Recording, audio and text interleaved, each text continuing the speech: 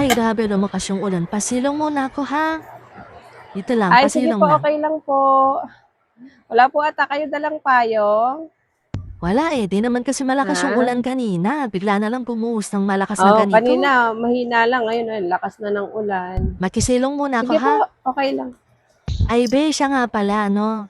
Ano po 'yon? Nag-gcash ka ba dito? Opo, naggi-GCash po ako dito. Magpapa-GCash po ba kayo? Oo, magka-cash out sana. Meron ba cash out? Cash out. Opo, meron naman. Ay, tamang-tama, meron Magka-cash pala out po ba dito. kayo? Oo, sana kaya lang may sasabihin ako Ano eh. po? Yung ano kasi, yung asawa ko yung magpapadala ng pera sa akin. Bali kukunin ko lang yung ipapadala Hmm. niyang pera. Kaso ang problema eh, mamaya pa daw siya magsisend ng pera, sabi niya. Ah, mamaya po magse-send ng pera yung asawa niyo. Oo, mamaya pa daw siya kasi makakapagpadala O eh. ngayon po, Manghihiram muna sana ako sa'yo ng ng 10K kasi magpapadala naman mamaya yung magkano po? asawa ko. 10K. 10K Magpapadala hihiramin naman niyo po siya sa akin? mamaya. Oo. Ang laki namang pera nun, ate. Hindi po ako nagpapahiram ng pera dito, eh.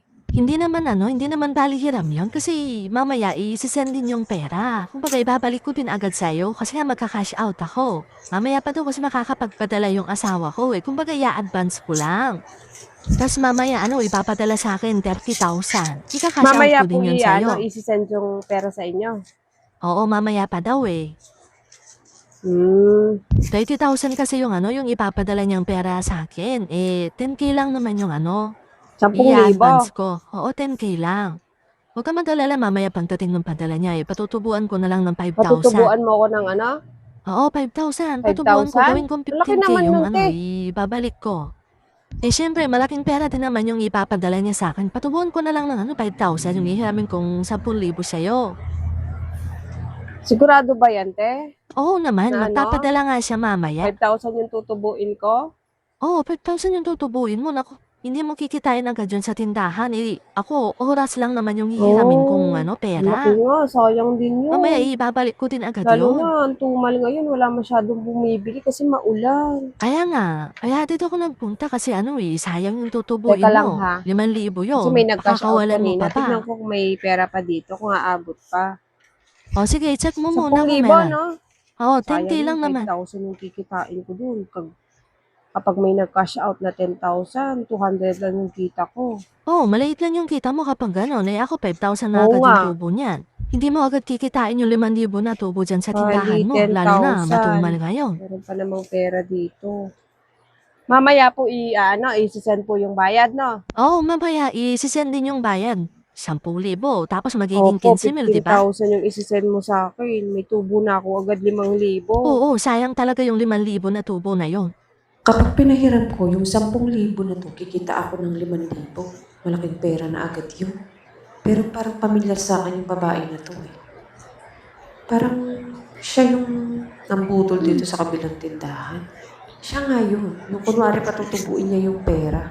Kung tama siyang Ay, ate, pasensya na po. Hindi po pala pwede. Anong hindi pwede? Ayan na yung pera. Bibigay mo na lang sa akin? Hindi po pwede. May delivery po pala ako mamaya na paninda. Pambayad ko po pala to. Paninda pa lang yun, ibibenta mo pa lang. Eh yan, kapag pinahiram mo sa akin, kikita ka agad ng Ay, 5,000. hindi po. Hindi na. Hindi, kahit hindi ko na po kitain yung 5,000. Ayaw mo bang Eh, kumita ng 5,000 sa loob lang ng ilang oras? mahirap na po eh. 10,000 itong hinihiram yung pera. Paikot ko na lang po dito sa tindahan. Sigurado pa po nakikita ako. Eh, yung sa inyo po na patutubuin nyo na 5,000, nakakatakot po. Kasi 10K lang yung hinihiram nyo, tapos 5,000 yung tutubuin ko. Ayaw mo ba kitain yung 5,000 ng ganun ng Ay, kabilis? try nyo na lang po sa iba. Ako po hindi eh. Kahit malaki po yung ipatong nyo, kahit doblehin nyo pa po, hindi po.